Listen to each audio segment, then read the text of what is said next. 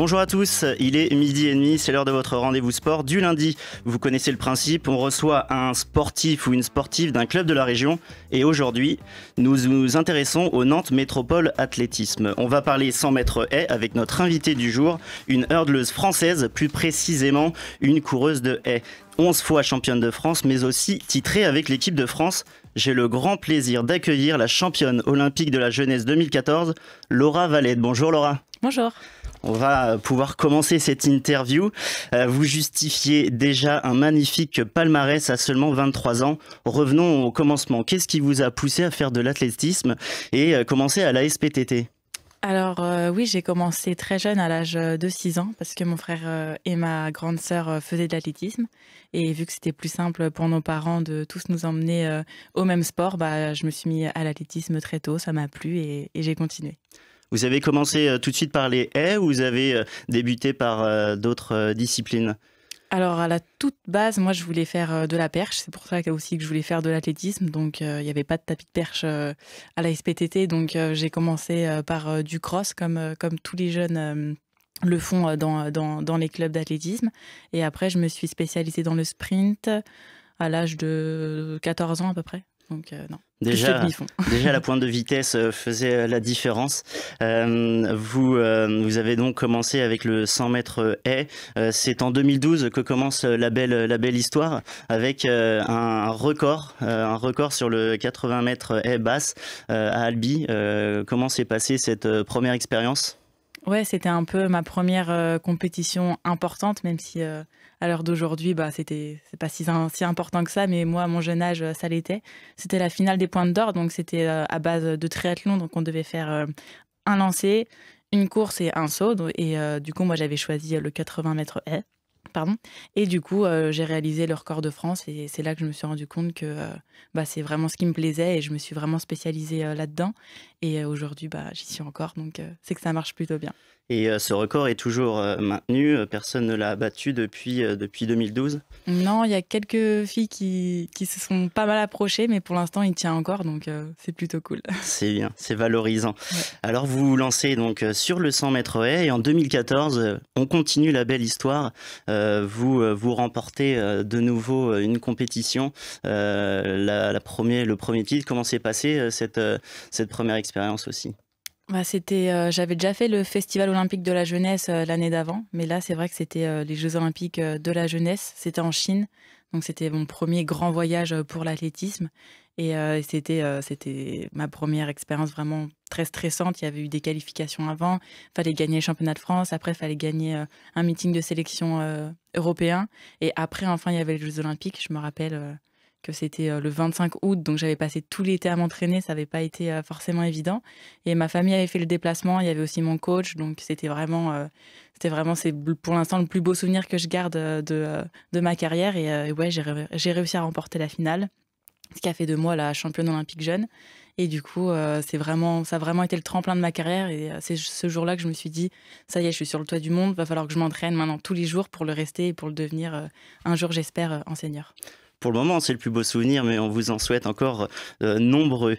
Votre entraîneur est convaincu de votre potentiel. Quel impact a-t-il aujourd'hui sur vos performances ? Aujourd'hui, c'est un véritable binôme qu'on forme.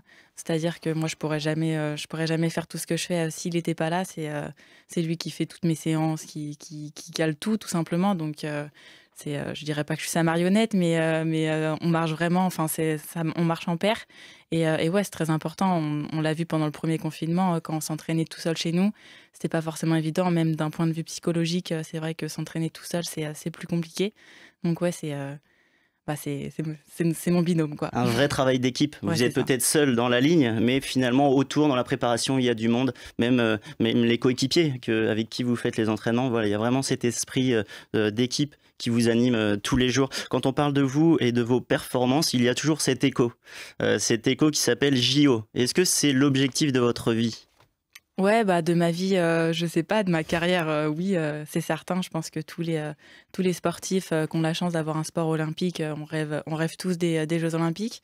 Donc j'ai réussi à briller en étant jeune. C'est vrai que c'est un petit défi de réussir à briller aussi en étant plus vieille, si je peux dire. Donc ouais, ce serait cool de pouvoir participer à Tokyo pour vraiment prendre la température et pour pouvoir être plus compétitrice à Paris avec déjà pas mal d'expérience.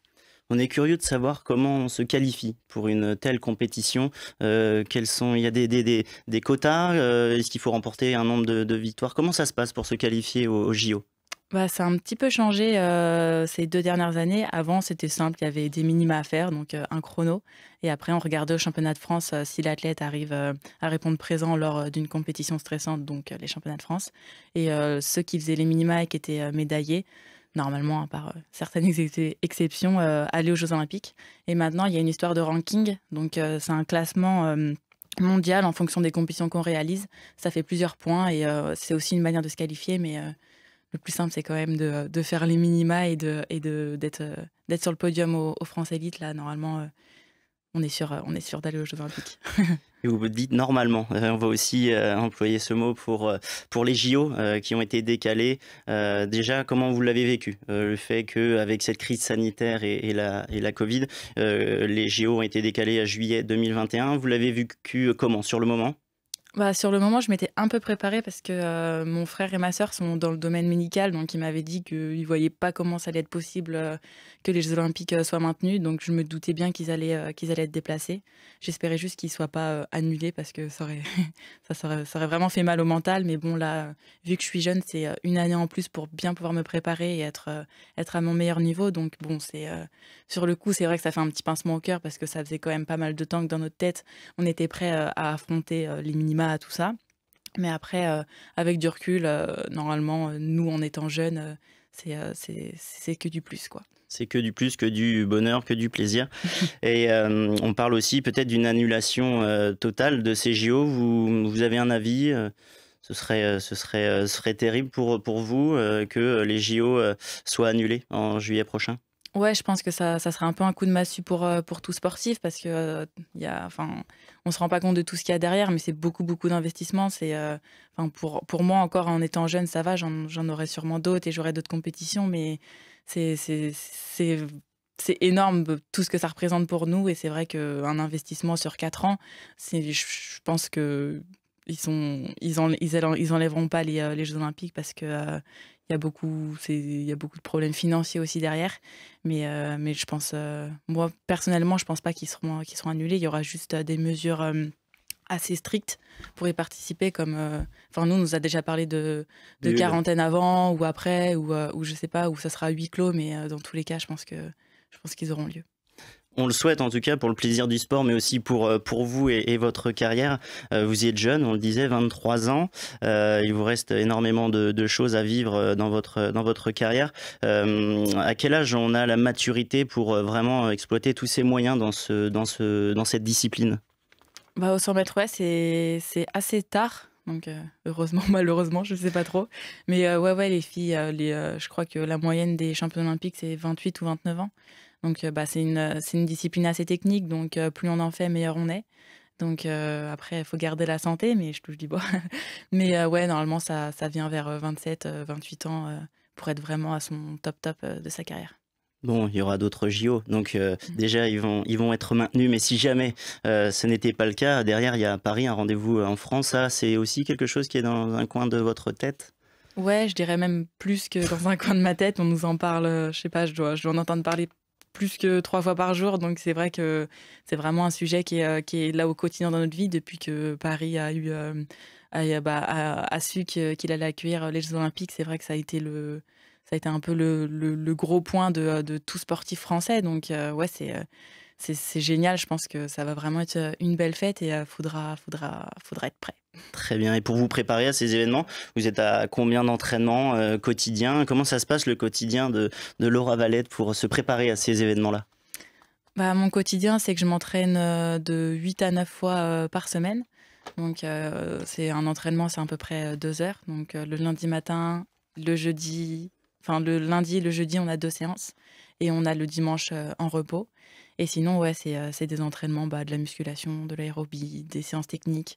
Et à côté de ça, il y a tout le suivi psychologique, il y a le diététicien, les séances de récupération. Pour Donc, ne pas avoir de défaillance. ouais, c'est ça. Ça y est. Ouais, c'est pas que s'entraîner et c'est tout, s'entraîner et dormir. Il y a vraiment tout un staff derrière.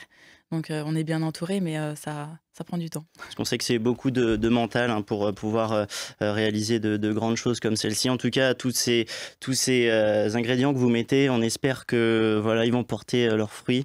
On va vous souhaiter bon courage pour la suite. C'est déjà la fin de ce Sun Sport. Merci beaucoup Laura d'avoir accepté notre invitation. Vraiment, c'est gentil. On vous souhaite beaucoup de titres. Et plus particulièrement cette médaille d'or avec les anneaux dessus. Donc en tout cas, voilà, bonne continuation et bonne émotion sportive à vous. Merci. Quant à nous, nous nous retrouvons lundi prochain à 12h30 avec Elliot Bureau et son invité. D'ici là, rendez-vous jeudi pour le combat de boxe de Tony Yoka en direct de la H Arena. Je vous laisse avec le Flash Info. À bientôt.